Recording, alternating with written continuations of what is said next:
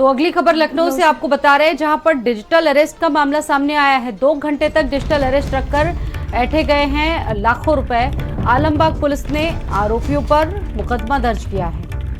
पीड़ित के मुताबिक 18 अक्टूबर को आई थी कॉल, आरोपी ने कॉल की थी, तो ये कई बातें निकलकर सामने आई और खुद को ट्राई का कर्मचारी बताकर लाखों रुपए ठग लिए गए इसकी तरफ से। तो ये डिजिटल अरेस्ट के जो मामले हैं वो लगातार सामने आ रहे हैं। ऐसे मामलों में कमी देखने को नहीं मिल रही और ताज़ा वाकया जो है वो लखनऊ का है। 2 घंटे तक डिजिटल अरेस्ट रखा गया एक युवती को। तो आलमबाग पुलिस ने आरोपियों पर मुकदमा दर्ज किया है। देखिए, लगातार ये डिजिटल अरेस्ट के जो मामले हैं वो देखने को मिल रहे हैं।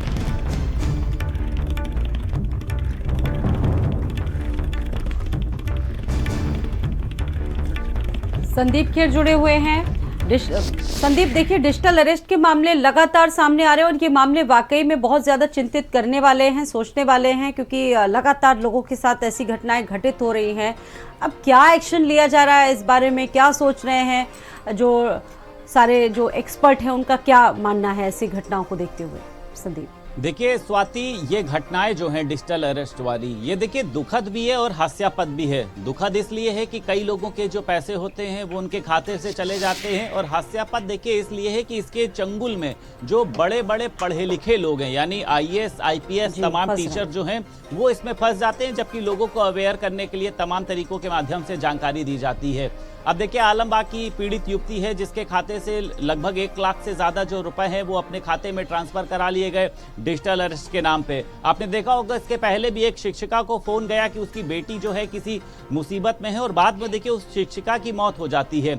अभी एक IPS ने भी देखिए कंप्लेंट दर्ज कराई थी, इसके पहले एक IAS ने भी देखिए कंप्लेंट दर्ज कराई थी। तो मुझे लगता है डिजिटल अरेस्ट का देखिए जो ये सिंडिकेट चल रहा है, और इसमें देखिए 2 लोगों की बहुत बड़ी भूमिका सामने आती है। एक तो पुलिस का जो साइबर एक्सपर्ट है, और उसी के साथ साथ देखिए जो मोबाइल कंपनी वाले हैं, क्योंकि जब ये जो फर्जी फोन कॉल्स आती हैं तो आप एक सिम लेने जाइए तो जो मोबाइल कंपनी वाले होते हैं तमाम तरीके की फॉर्मेलिटीज पूरी कराते हैं। तो आखिर ऐसे ये जो ब्लैकलिस्ट वाले नंबर हैं ये चल कैसे रहे, इनका आधार क्या है, इनके मोबाइल नंबरों के साथ साथ में ID किसकी लगी है, इस पर क्यों नहीं छानबीन होती है। और आपने देखा है कि पुलिस जो साइबर एक्सपर्ट के मामले में माहिर होती है, अगर इन नंबरों की कंप्लेंट की जाती है तो आखिर वो उनकी तह तक क्यों नहीं पहुंचती है। और डिजिटल अरेस्ट के पीछे देखिए एक ये जो पूरा सिंडिकेट है, ये आपके आसपास के लोगों के माध्यम से ही चल रहा है, जिनको आपके निजी ये कह सकते हैं कि डॉक्यूमेंट्स की जानकारी होती है, या फिर कुछ ऐसी जानकारी होती है जिसके चलते वो आपको ब्लैकमेल कर सकते हैं। क्योंकि आप देखिए ये घटनाएं जो हैं बहुत ज्यादा पढ़े लिखे लोगों के साथ होती है, क्योंकि वो देखिए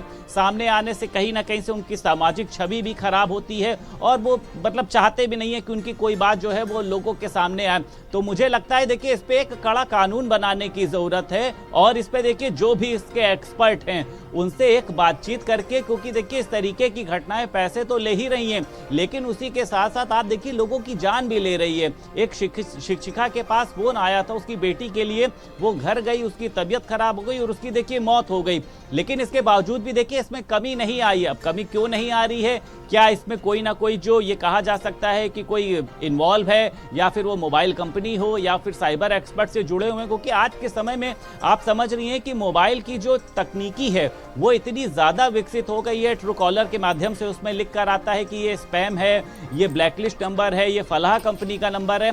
तो ये जो फ्रॉड करने वाले ये जो कॉल्स हैं, इनका जब फोन आता है तो मोबाइल कंपनीज क्या कर रही हैं? आपने देखा अभी जो एक एयरटेल कंपनी है उसने कहा हम AI के माध्यम से इन स्पैम कॉलों को रोकेंगे। अगर विज्ञापन देने के लिए वो लोगों को बहला रहे हैं तब तो ठीक बात है, क्योंकि हर मोबाइल कंपनी का काम होता है, लेकिन इसमें मोबाइल कंपनी को आगे बढ़ना चाहिए। ऐसे फेक नंबर वालों को एक जो ऐसी जो कॉल्स जाती हैं उनके पास सभी का रिकॉर्ड होता है, कहां पर कॉल किया जा रहा है, किसको कॉल किया जा रहा है।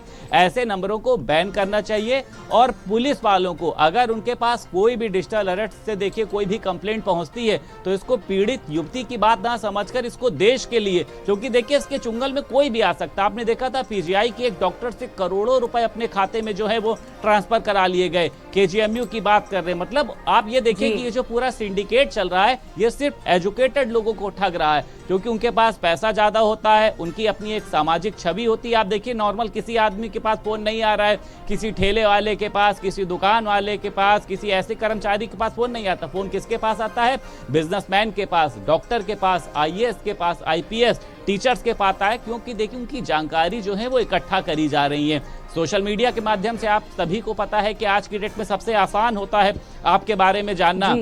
आप कहीं पर जाते हैं, फोटो पोस्ट करते हैं, तो मुझे लगता है ये कि वाकई में स्वाभाविक सी बात है। ऐसे मामले डराने वाले, क्योंकि भविष्य में ऐसी घटनाओं की पुनरावृत्ति ना हो, ऐसे मामलों की रोकथाम बहुत जरूरी। बहुत